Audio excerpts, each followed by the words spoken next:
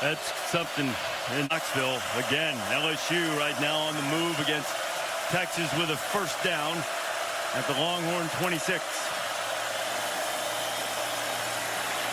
Joe Burrow into the end zone. Touchdown LSU. Terrace Marshall. Keep saying it. Can take it anytime they want against the corners. These corners are overmatched against these LSU wide receivers in Joe Burrow. Got a safety who gets occupied by Justin Jefferson. It creates a one-on-one to the outside. And the big, tall Marshall, who's got tremendous upside in a mismatch, this time with Kobe Boyce. Boyce on one side, Green on the other, left on islands against this talented group of receivers.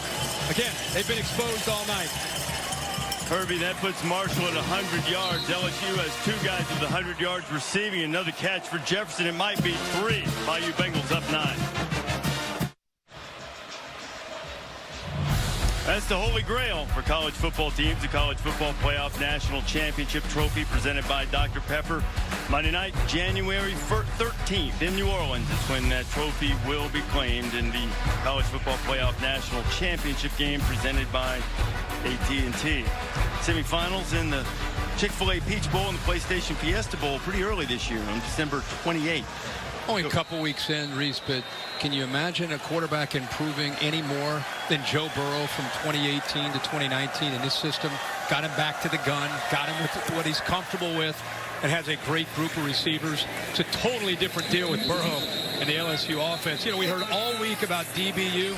Texas has kind of started to claim that this year. I didn't really know they were in the discussion. I thought it was more about LSU, Ohio State, Florida maybe, but they've been claiming that. LSU didn't like that. This in the pregame, the warm-up, they took exception to that. They were fired up and actually rallied them this week and, of course, tonight.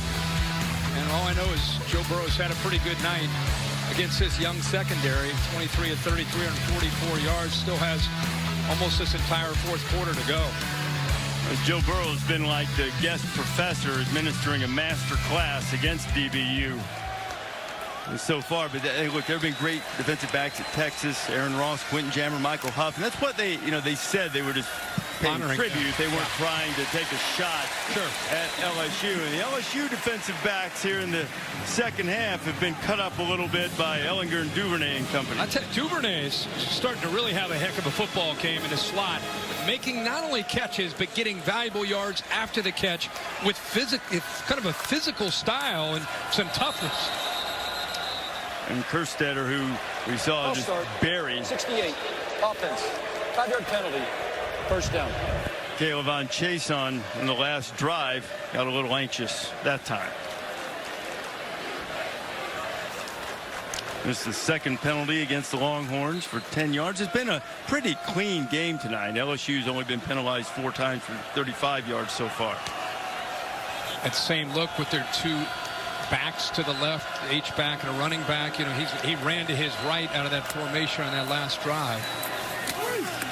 Deontay Ingram is knocked down. Jacoby Stevens making the tackle. You see Grant Delpit stepping in. Maria telling us a few moments ago in the break that Grant got an IV. He's been cramped on the touchdown play that Texas had back in the lineup.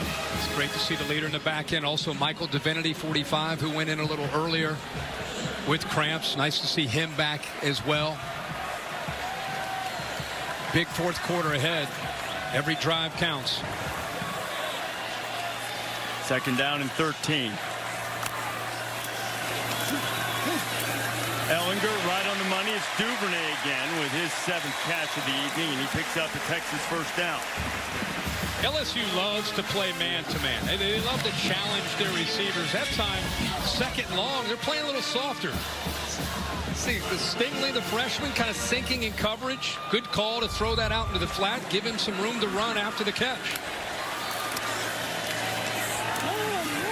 Ingram looking for running room and not finding any. He'll get nothing. Chason was the first guy there. Nice. This Chason is a young man we've talked a lot about tonight. Known really for his ability with quickness to rush the quarterback. But that time, I think he's really trying to pride himself on being a complete player. Just got to the outside, kept his outside arm free, set the edge, forced Ingram back to the inside, then got involved in making a tackle.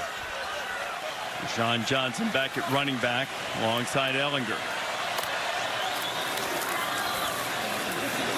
Sean has it, a little bit of an alley.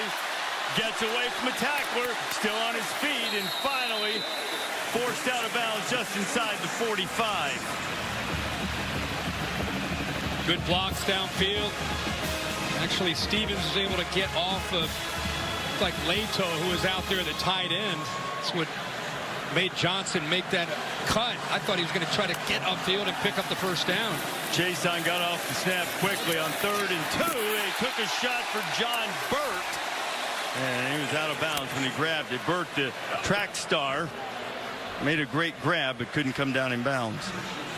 So what are you doing here, 4th and 2? How about them going for a shot downfield on 3rd down instead of maybe running, the back or running Ellinger, trying to maybe pick up, get a little closer. Instead, they try to sneak a one-on-one matchup down the sideline. They're going to go for it. I think they have to, down 9 into the 4th quarter. That's a long 2. Maybe 3. They were throw it anyway. You there? Play clock getting down. Ellinger slant. Duvernay. First down and touchdown.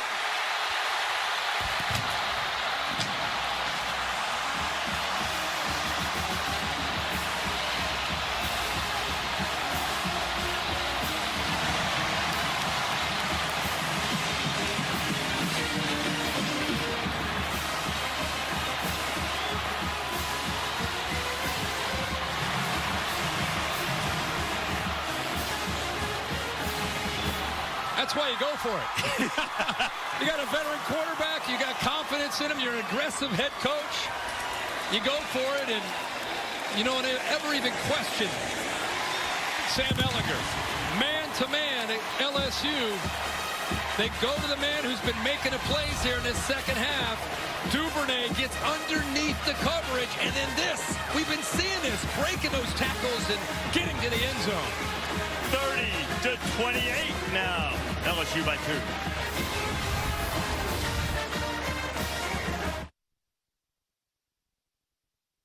Saturday Night Football on ABC is presented by Wells Fargo. This is a commitment to better banking. This is Wells Fargo. In part by Pacific Life, 150 years strong, protection and retirement solutions for your future. And the Ford F-150, built Ford tough. We had a tremendous scene for College Game Day on the 40 acres LBG lawn this morning, and next Saturday, for the first time in game day history, we're headed to Ames, Iowa. Iowa State for the Cyhawk. What was that noise I just heard? Is that a noise coming out of Ames, Iowa? They've been wanting game day to come there for a long time. Hey, Reese, let's go back to this touchdown and the way it was designed. Cade Brewer, the tight end, it's his 4th down. He does a nice job of almost setting a screen to give Duvernay a chance to get man-to-man. Look how tough this is for Vincent to be able to get around and make a play. He'd like to make the tackle there, but it was very, very hard in man-to-man with a big tight end setting that screen, kind of a pick to get underneath. But this is the thing that Duvernay's showing tonight. Not just that speed, but being able to pull out of tackles and get more yards. Had a heck of a night. Heck of a second half, Kirk. 7 of his 8 catches in the second half, 105 of his 122 yards and a touchdown in the second. And now Burrow has a chance to answer. Burrow to Leonard Fournette, and he's knocked down immediately for no gain. It's Brandon Jones. Tell you something, we came into this game expecting a competitive game. We were so excited as a crew to come to Austin, Texas. We've been talking about this game for a long time, and to have it live up to this, Joe Burrow, the way he's played, Sam Ellinger, this is 2 of the best quarterbacks in the country going toe-to-toe and swinging here in the 4th quarter.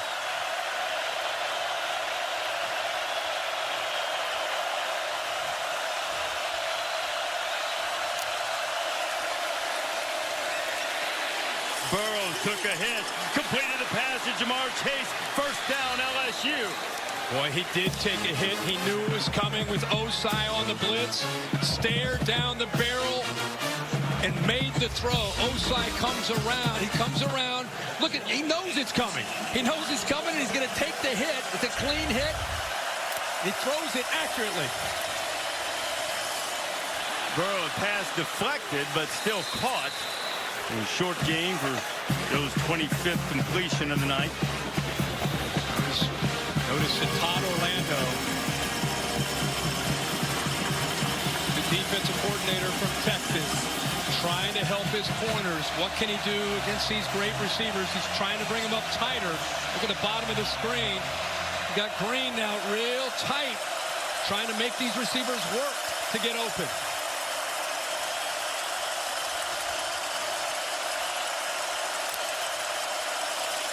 Bringing him.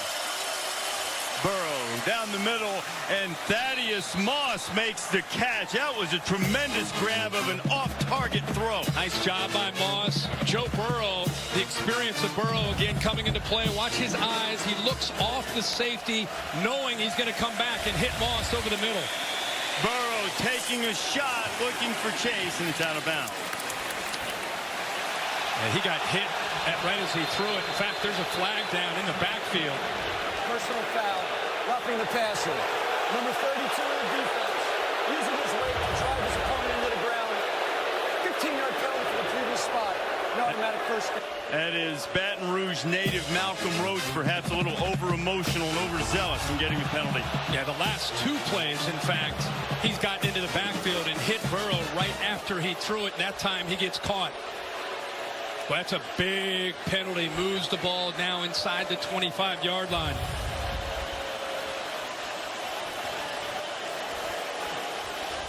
Ooh, it's Thaddeus Moss. That's the previous play. And the booth didn't really have time to look at that at all with the tempo of this offense right now. And then the penalty, and now LSU is driving again. Burrow to the outside and going down to the end, and the catch by Terrace Marshall. Dave, you believe, Dave Katai, you believe that Thaddeus Moss's play was catch?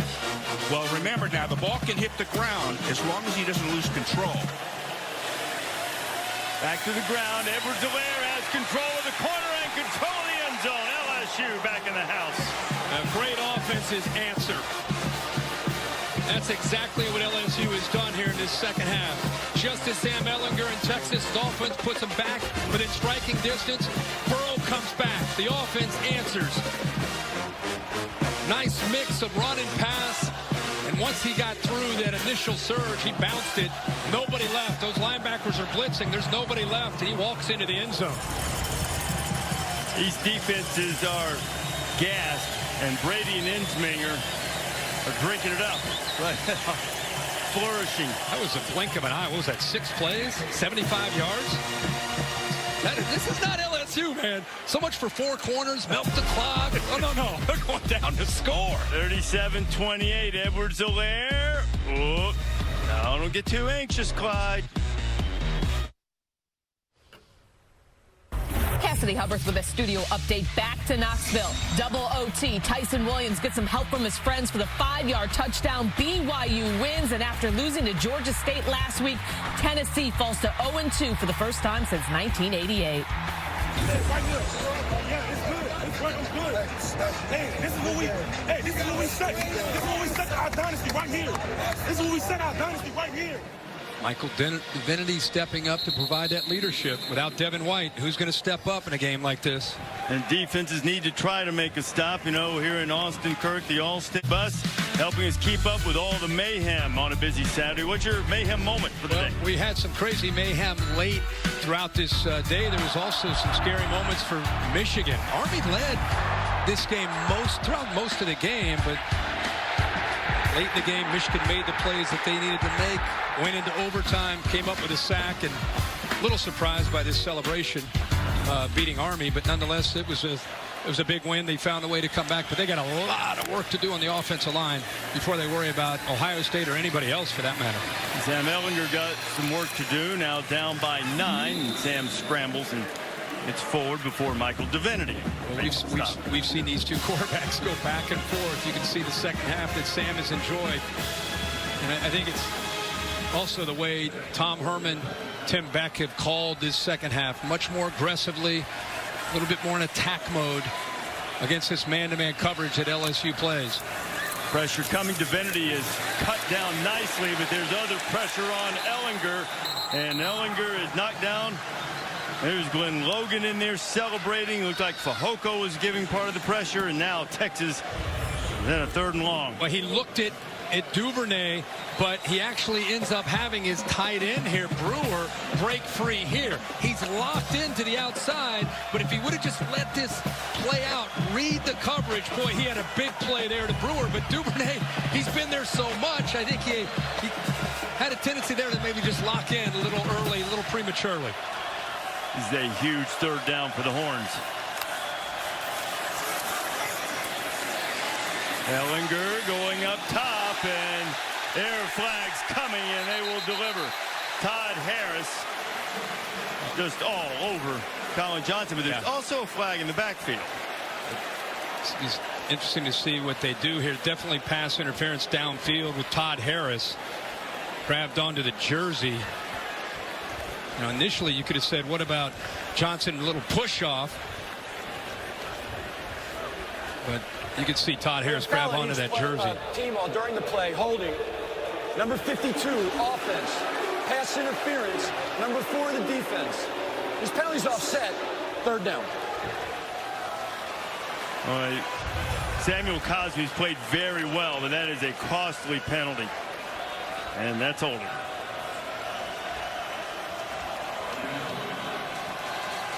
He throws it right down into the left leg of Sam Ellinger. Oh my gosh, is that dangerous? And hopefully Sam's okay. And both of those penalties pretty obvious. Fatigue perhaps setting in on both sides, so it's 3rd down and 10.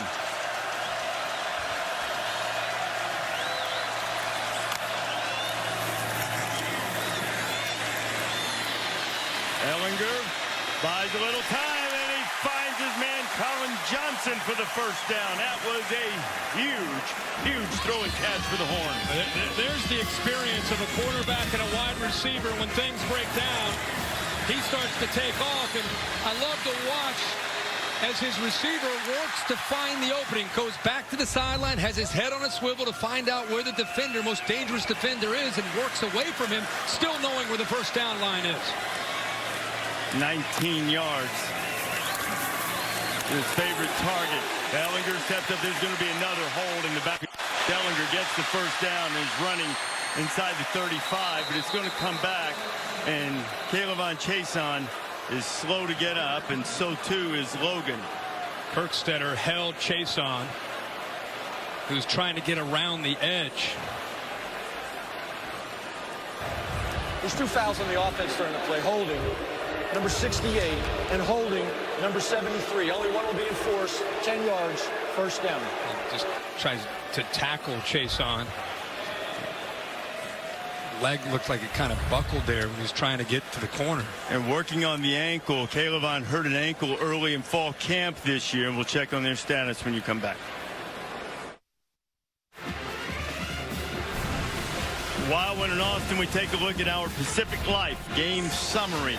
How about these quarterbacks? We talked earlier, you hope when you come into a game like this, you get a good matchup, and then you hope that the stars play well, and they have done that. Burrow has been magnificent tonight in this new offense, close to 400 yards, and Sam Ellinger has continued to bring the Horns back after they were down 13 early in the game, and keeps giving them a chance.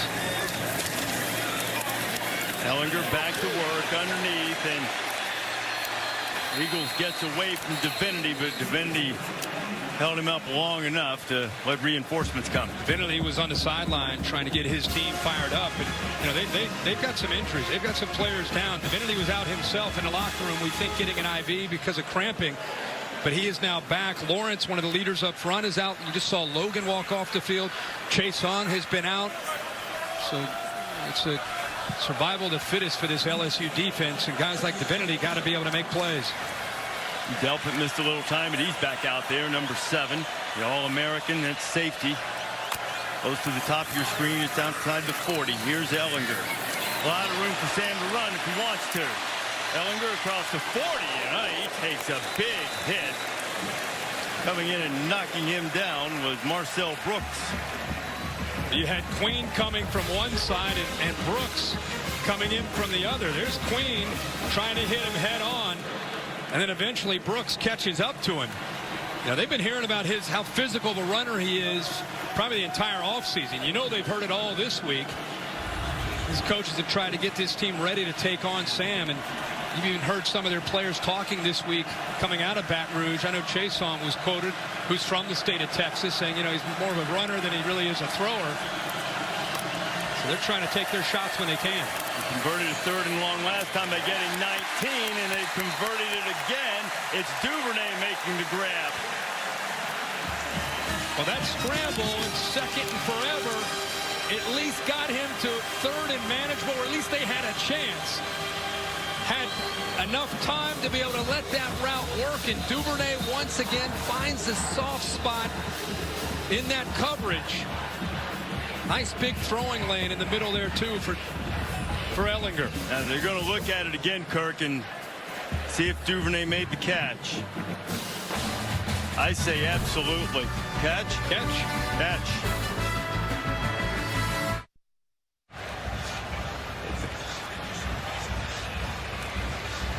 And John McDade having a look.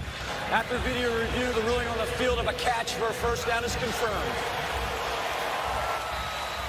And another 3rd and long converted by Sam Ehlinger, and the Longhorns with just under 6 minutes to play, down 9 into LSU territory. How's that for a second half? 8 receptions, 117 yards, and a touchdown. And they just keep going back to him. Whether it's his safety, you know, if it's zone, he's finding ways to get open in that slot. Caleb on Chase on his return for the LSU defense. Ehlinger on 1st down. Has a man out there. Ehlinger, and there's going to be pass interference flags coming on Christian Fulton. Well, we keep waiting for Colin Johnson to make plays, but they're just as confident in Brennan Eagles, the sophomore who's 6'4", who has great speed for his size. Fulton's beaten, has to try to grab onto him. Fulton's had a little bit of a rough night himself. Had a few pass interference calls. Well, that one might have been the right one. If he didn't do that, it might have been touchdown. It's only 15 yards instead. That's right. Part of the adjustment with Duvernay having a big night in the slot is the safeties at times get a double team and can open up some things on the outside for Johnson and Eagles for one-on-one chances. 1st and 10 from the LSU 30.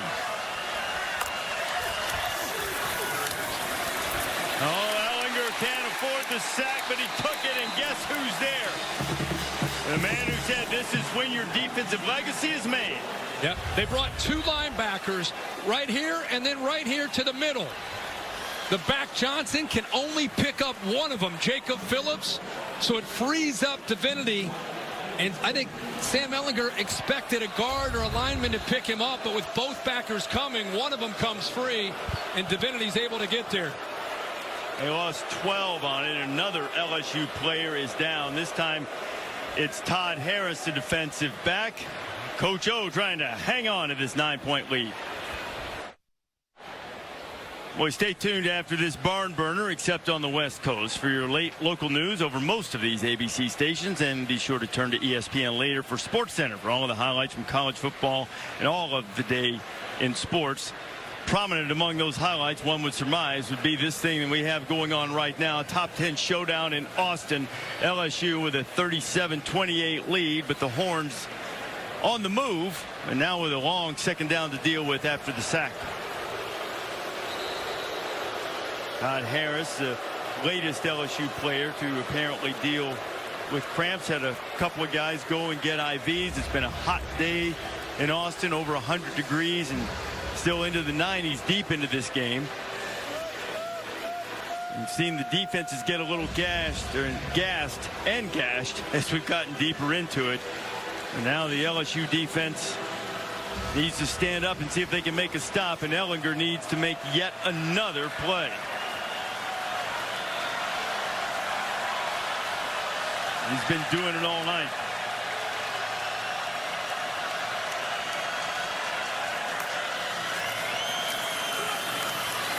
Sam going deep again, looking out there for Eagles, and this time Fulton covers him and doesn't have yellow laundry to show for it. Well, the difference there is he's in phase. You know, when he's been called for pass interference, he's been behind the receiver trying to catch up to him. This time, he doesn't bite on that stutter and go. So you see how he's looking back at the football in phase. He can get away with a little bit of grabbing, a little bit of pushing, because he has just as much of a right to the football as the wide receiver.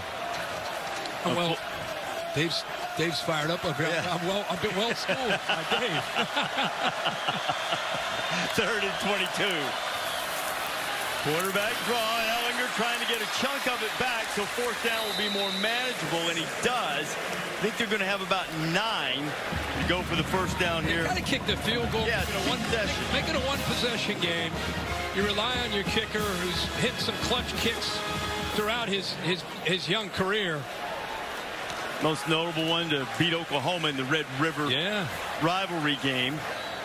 Played twice last year. This is a 47-yard attempt for Cameron Dicker, a sophomore from Lake Travis High School here in Austin. On the way, one-possession game.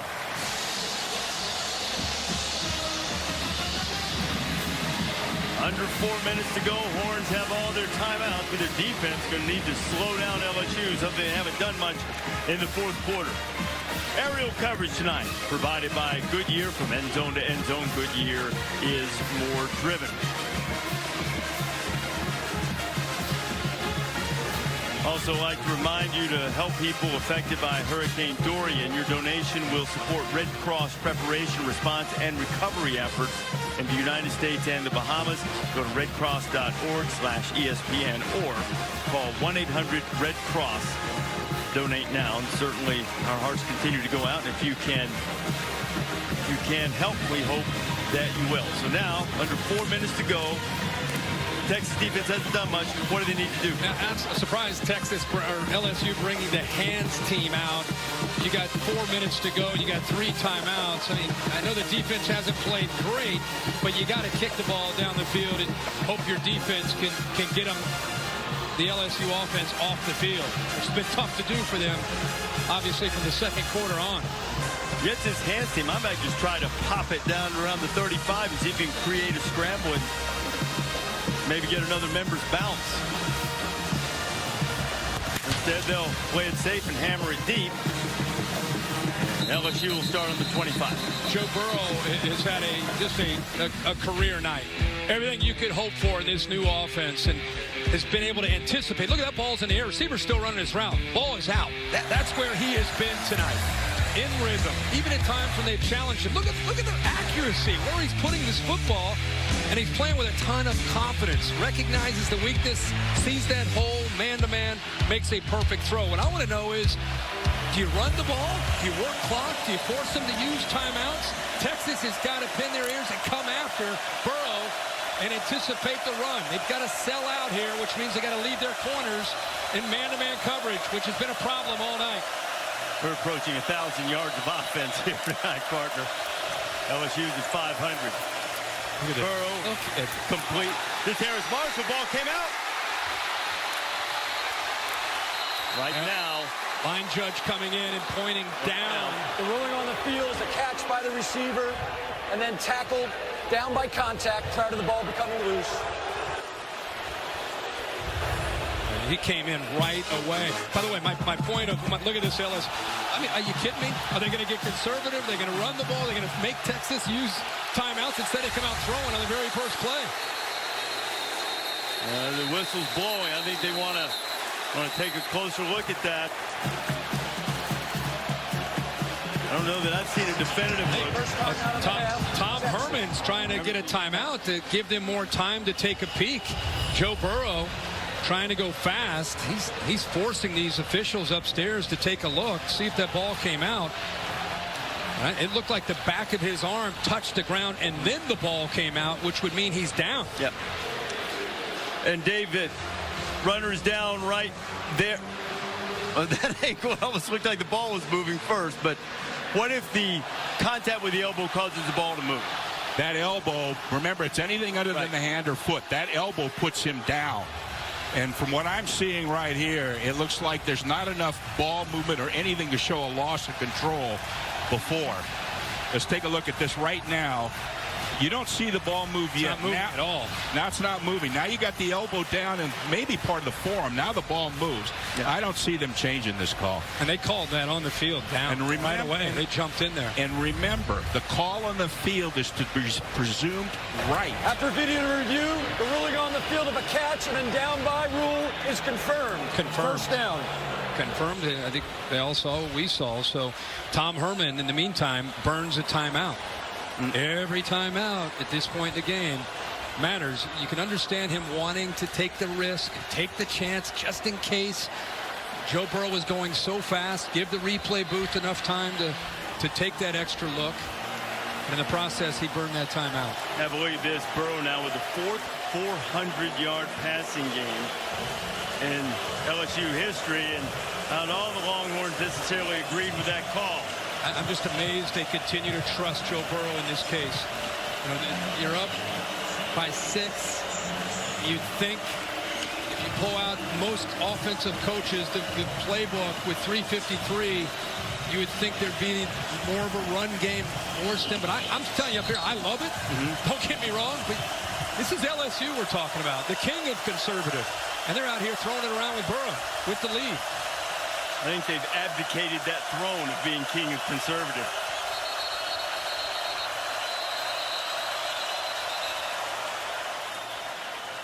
Tom Herman talking to the officials about, I called a timeout. Maybe he's looking for a few more seconds on the game clock.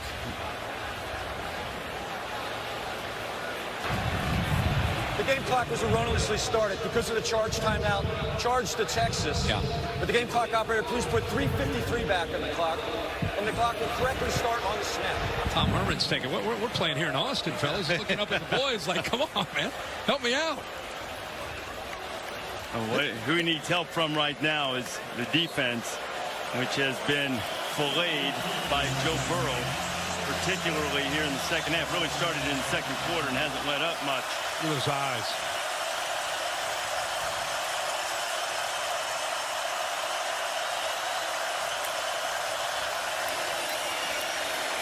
Burrow complete. It's Jefferson. And that will be another milestone for LSU for the first time in school history. They have 3 100-yard receivers in a single game. Incredible the way he's spreading this out. Like I said, composure, command. You're going to have to tighten up this coverage, take away those throws. Edwards-Helaire dancing and getting up and moving the chains and moving that clock. Let's see Joe Burrow. There's his mom saying it's a first down. Dad off there to mom's left, our right. Joe told me this week, he said, my dad said, you know, as a player or a coach, first time in 50 years that I'm doing this, just being a fan, watching football as opposed to playing or coaching. Joe's going to work this play clock down. But if you're Texas, no more cushion. Don't give those easy access throws. Tighten things up. There you go right there. Take those away. There they go. And Jimmy Burrow's finding out how agonizing it is to be a fan sometimes. Joe going up top. Incomplete, tight coverage, clock stop. That's exactly right. If you're soft, Joe's a veteran. He's going to see it. He'll just take that quick throw. It's like an extension of their running game. It's a gain of 5. Clock keeps moving. You got to use a timeout. It's high risk, high reward. You tighten up, they might beat you over your head, but that's the chance you got to take with 2:43 to go. Don't give those easy throws away. Tighten things up and challenge those wide receivers. It's worth the risk. That snapped the streak of 11 straight completions for Burrow. I still just can't believe they're just throwing the ball downfield. Here comes Heat. Burrow getting pressure, and Burrow sacked. Brandon Jones, the secondary leader, came off the corner. Now it's 3rd and long. Interesting here, Reeves. I want you to watch the offensive line, including the tight end Moss. They're going to slide this way. The blitz comes from here. Nobody picks up the blitzer. They're sliding to their left. Nobody there to account for them. Even the running back, tight end and running back are on that side. They work to the left. Nobody picks up the blitzing safety, the veteran Brandon Jones, and that's exactly what Texas needed. He needed it desperately, and they called the timeout. A 3rd and coming up. Boy, this crowd, when the timeout is over and Burrow gets that offense up there and that defense is getting revved up, you're going to see the new Texas atmosphere here.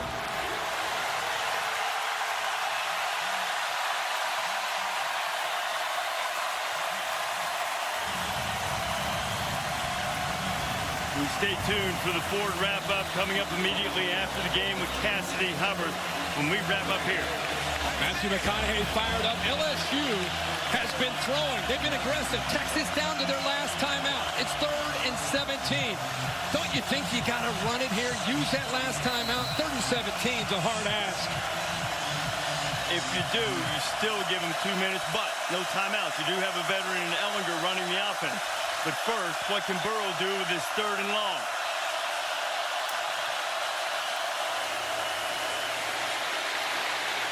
Over the middle, complete to Jefferson.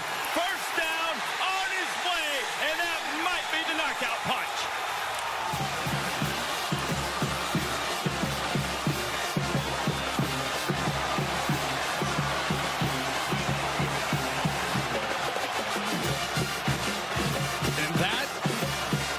Difference in LSU. You know, even me up here, I'm thinking you got the lead, run the ball, make them use that last time out. But this is 2019 LSU. This is Joe Burrow. Forget that. We're here to win. We're here to play for championships. And wait until you see him maneuver and work his way around that pocket and make that throw. The linebackers are coming. They're trying to bring the pressure here and here. Watch Joe Burrow work his way, navigate his way, and throw it right in the face of another blitzing safety, Chris Brown. And then there's Justin Jefferson doing what he does after the catch. He's had a huge night himself. But this is incredible. Look at the ball position. 2 hands on the ball, protecting it. An accurate throw. 3rd and 17. Just amazing to see Joe Burrow working tonight. From a philosophical standpoint, Kirk, the other thing a lot of this philosophy is that Orgeron has embraced, it's analytics driven. You can't play conservatively. You milk the clock, kick it to him. You don't give him a chance like that. I'm not sure that Jimmy Burrow in his 50 years in that Nebraska system in Ohio, you and Frank Solich would be on board. Matthew McConaughey, and I think a lot of Texas fans, at some point, if LSU beats you the way they played tonight, you just kind of step back and tip your cap to what they've done. On the road, playing the way they have, and they're going to go for 2 here. Make it a 14-point game if they can. And Texas with a timeout and just under 2.5 to go. Once they get it back, we'll see if Burrow can stretch the lead to 14. Into the end zone, and it's good. Jamar Chase, and a little smile starting to creep around the edge of Coach O's lips. Well, Jefferson is able to work his way from the inside right here and works across. You have a post behind it, but really, Texas ends up playing man-to-man. They roll the dice. If they're going to throw it, we're going to go do what we do best, which is blitz and play man-to-man. What they anticipated was that the blitz would get there. You don't want to leave Justin Jefferson one-on-one with Cade Stearns in man coverage because you're not going to win that. Justin Jefferson, 9 receptions, 163 yards on a night, and 3 touchdowns. He's wired different, man. Yeah. He's just wired a little different. He's been a terrific leader. Orgeron calls him a game changer. And he's got a little ornery streak to him there. He's waving goodbye to the crowd. And I don't know if he needs to do all that. He's had a perfect night. Just focus and execute and walk out of here as a class act and really what he is. But his team loves him. They want to play for him. This is a dangerous LSU team in the SEC this year. We're coming down to the final 2.5. Let's take a look at this week's college football rankings brought to you by Northwestern Mutual. Clemson with a solid win. I think LSU is going to make everybody won. I understand that. But Yeah, I mean, I move him up a little. when you go on the road and win a game like this, they end up winning it, go on the road and win like this, you obviously should be rewarded. And we really haven't seen some of the teams that are up ahead of them, just haven't seen them play anybody yet. Not to say that they should be penalized. It's really more about LSU being rewarded. Ellinger is sacked.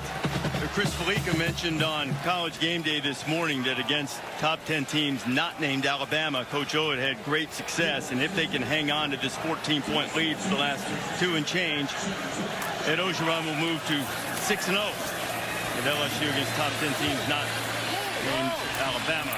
Ellinger gets the first down and keeps a little bit of hope alive for the Horns. And we you know, not to just continue to bring this up over and over, but this is all the way back to 2012. They've averaged, think of that, 2012, 25 points a game. You're used to seeing them being ultra conservative. It's frustrated their own fan base. And it frustrated Coach O enough for him to go to the Saints and talk to Joe Brady to come over and help them learn about the spread, learn about getting their receivers out, getting their speed in space, and getting Joe Burrow in a more comfortable position to attack. Not just let's play it safe, let's attack, which is exactly what we've seen tonight for 60 minutes from this offense. Where are you going to rank them this week? And I'd have to put them in the top 2 or 3. I mean, it's just they deserve it.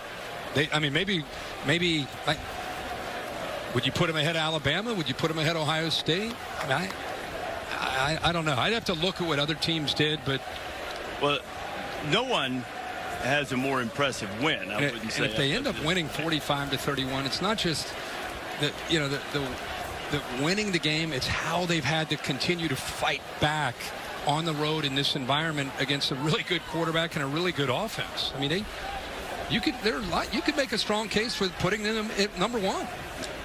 I don't disagree. I think they might wind up there. Tomorrow night, Sunday Night Baseball crew will be at Fenway Park in Boston for the season's final series between the American League East leading New York Yankees and the Red Sox. Coverage starts baseball tonight. Sunday night countdown at 7 o'clock Eastern time. Then the Yankees and Red Sox at 8. It's also streaming live on the ESPN app. It's an interesting thought. I mean, you know, these polls, so often they're about what happened last year and how the season ended last year. And to me, it's about this year. And what did they do in their, I know they didn't play anybody in their first game, Georgia Southern 55-3, but I don't, some teams play teams like that and they just do enough to get through, and it's not always pretty. I vote in the AP poll and early in the season, and it's I've tried to move teams around. I'm not sure yet. I'm going to consider 1 or 2. Yeah. I'm pretty sure they're going to be, at worst, I'm going to have them number 3, I think, right now, and I might have them 1 or 2. The question it comes down to, though, is you don't want to overreact to one game. No. Do I think they're better than Clemson right now? I can't say that. But so to me, it's probably not 1. Yeah, it should be a fluid situation. Agreed. And especially early. I think Dabo Swinney would be the first one to tell you that his team is capable of playing much, much better than they've looked in their first couple of games. Now, you brought up the point. The game against Texas A&M today, a team that I also think highly of and had them ranked very highly. It never felt like at any point that A&M had a chance to win that game. No. Texas has had chances tonight. They've come close, and they're still hanging around and trying to make one more big play, and Ellinger makes another one, and it's Brennan Eagles. Hey, look, there's still just over a minute to go. You get a quick touchdown, you get a chance at an onside kick. Well, you wouldn't expect 11 to go away. Nope. You know, he's just going to keep fighting to the last whistle. Very similar approach that Joe Burrow has as far as his competitive spirit. And you're right. I mean, if you can punch one in and still have an onside kick. Ellinger's approaching a 400-yard passing night as well. And Ellinger will pull it down and head to the sidelines, get out of bounds and stop the clock, chased out by Jacoby Stevens. Yeah, good decision. He looked like he was heading up to the middle of the field and saw that defense and did a good job getting out of bounds to stop that clock, save that one last timeout that they have. You know, Duvernay's had chances to make a lot of plays, but down in the red area, once they get down close to the end zone, you start to look for the length of Eagles 13 at 6'4", and Colin Johnson, number 9 at 6'6". We got big Malcolm Epps in there too. He's also 6'6", number 85. The inside receiver at the bottom of the screen. Ellinger to get rid of it. Duvernay another catch. Stopped short of the first down. See, LSU will take that all day. Yep. Tackle him short of the first down, middle of the field. They're giving that up all day. Let that clock keep moving. Texas still with one timeout in his pocket, hoping to be able to hold that one. Duvernay to get the first down and get out of bounds, and he does. And it looks like a holding call right in front of where he was trying to get around. Stingley could not get away from the Texas wide receiver. Number 13, offense. Eagles. 10-yard penalty, 3rd down. The Eagles has had 5 catches for 116 yards and a touchdown tonight. Called for the hold. This is a really, really good Texas team too. They've fought valiantly. They will thin in some spots, most notably at running back, some spots on defense too. But this is a good team. They're going to have to get better at corner before they get ready down the road for Jalen Hurts and Lincoln Riley. But this is a good team. This is going to be a very competitive team. You know, that whole Texas is back. They're not back. This is a good football team that still has a lot to accomplish in 2019. 38 seconds. Texas fight still showing, but time is dwindling away and the mountain is steep. Ellinger throwing to the end zone. Colin Johnson, that'll be pass interference. He got behind Todd Harris, and Todd Harris said, I'm just going to tackle you. Just not going to give up the touchdown.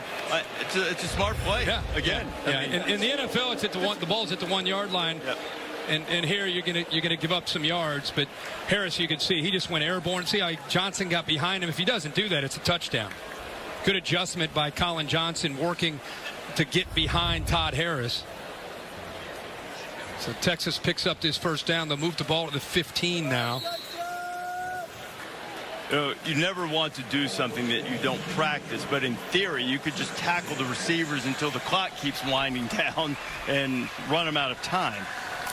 So if you're going to give up a quick touchdown, you might as well do what Todd Harris did. Into the end zone, and a quick touchdown is there, and it is Duvernay. And Texas, maybe just the slightest of hope, but there's still breath. They'll get it to a 7-point game with the extra point, and then a chance for the onside kick. A heck of a throw over the linebackers and between the safeties. That's the weakness of that coverage with the 2 high safety look. Cover 2, tries to move that safety and then throws an absolute rope to Duvernay, who's had a best night of his career. Ellinger with that touchdown pass, his 4th of the night, goes over 400 yards himself, and it's 45-38. Later tonight on ESPN, after Stanford and USC, stay tuned for SportsCenter. Stan Brett and Zubin Mehenti. Got all the coverage of Antonio Brown being released by Oakland and is predicted by Kirk Herbstreit, signed by the New England Patriots. Kirk's going to join the show. We'll talk about the reactions to this game and the whole day in college football. Serena Williams lost at the U.S. Open, and we'll check out that, and they'll have reaction for that on SportsCenter after football on ESPN, streaming live on the ESPN app. Comes down to the onside kick, 22 seconds. If they were to recover it, still have the 1 timeout. So it's about recovering the onside kick, which is always tough. But if they do, it's not just throw the Hail Mary, but you might have about 20 seconds left, plenty of time to try to hit a crossing route or something to get you down inside the 30 or inside the 20, and then you take a shot or 2 to the end zone. But first things first, they've got to try to get on top of this onside kick. And because of the rules that have been adjusted over the last few years and with the idea of player safety in terms of how you're able to hit and block the receiving team, recovering the onside kick has become even more difficult than it already was. But that doesn't mean it can't be done. Texas is going to try to keep on living with this onside kick.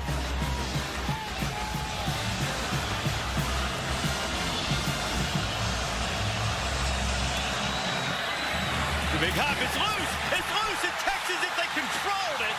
If they controlled it before it went out of bounds. And now it looks like LSU. Colin Johnson, oh my goodness, went airborne to come up with it. And just, I don't think he was able to hold on to the football. Boy, oh boy. And that's the guy. If there's a guy you want to try to extend to catch it, it's Colin Johnson. Never had possession of the football.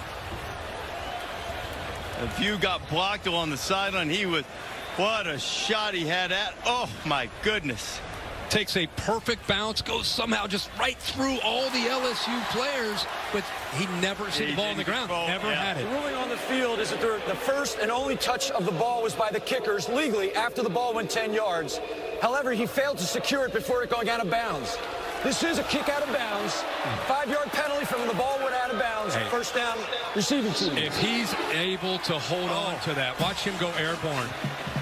They have the ball at the 47-yard line with 20 seconds left and a timeout. And that's the guy. That's exactly how you draw it up. Great job by the kicker. Snuck it through LSU, and there's your best receiver with the best hands laying out, just unable to hold on to it. That is the kind of thing that absolutely is agonizing for a player of his caliber. Just right there, he landed in bounds, and he just been able to secure it. I mean, there was no question that he was in bounds when he hit the ground, and these two warriors meet. I've called them mirror images, and they are, and they both were valiant. There's Tom Herman, who recruited Joe Burrow to Ohio State. Great respect and admiration for one another. And I know it's great for Tom Herman's sad to lose, but incredibly happy for Joe Burrow and the way his career has turned out and what he has in front of him this year with this offense and his football team. You'd think that talent would find its way out anyway, but Burrow isn't sure he'd be playing college football at this level if not for Tom Herman recruiting him. But it is Ed Ogeron getting the big victory tonight. He's with Maria. All right, Coach, you guys hung on for the win, but I want to take you back to 3rd and 17. You put the ball in Joe Burrow's hand, and you threw a touchdown strike. Describe the decision to attack. We trust him. We talked about going 4 minutes. Steve thought we could move the ball. Would have put the ball in our quarterback's hands. He got the job done. I have to give credit to Texas. They played one heck of a ball game. Over 470 yards passing out of this offense. What impressed you most about the air game? I do believe that the way we protect the quarterback, the way we throw the football, the game planted by Steve Isminger, the Coleman, by him and Joe Brady, outstanding. And you got to give the credit to our players. They won the game. All right, talk to me about the statement that was made by this team coming on the road and a top 10 matchup and walking away with the win. Well, I think it was a big statement, but obviously we wanted to play better. We didn't play good enough on defense to get where we want to go. So we have some getting better to do. We'll start next week. All right, thanks for your time, Coach. And we just have Joe Burrow joining us, too.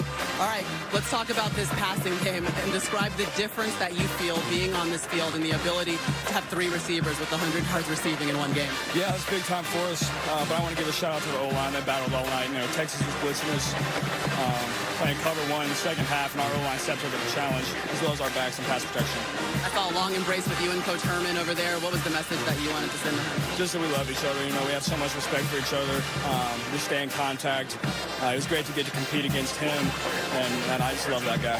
Thanks for your time, Joe. Congrats. Thanks. Joe, Maria, thank you very much. What an entertaining game. What a performance by Joe Burrow and by that man, Sam Elliger. Final score from Austin, LSU 45, Texas 38. Bill Bonnell's our producer. Jeff Evers, our director. They did a fabulous job. Our entire crew did. Reminder, Stanford and SC over on ESPN. And next week, Saturday Night Football in Syracuse for Clemson and the Orange, 7:30 Eastern on ABC. For Maria and Kirk, I'm Reese. Now it's time for the Ford wrap-up. Let's go to Cassidy Hubbard. We got to sing a little song. What a battle there in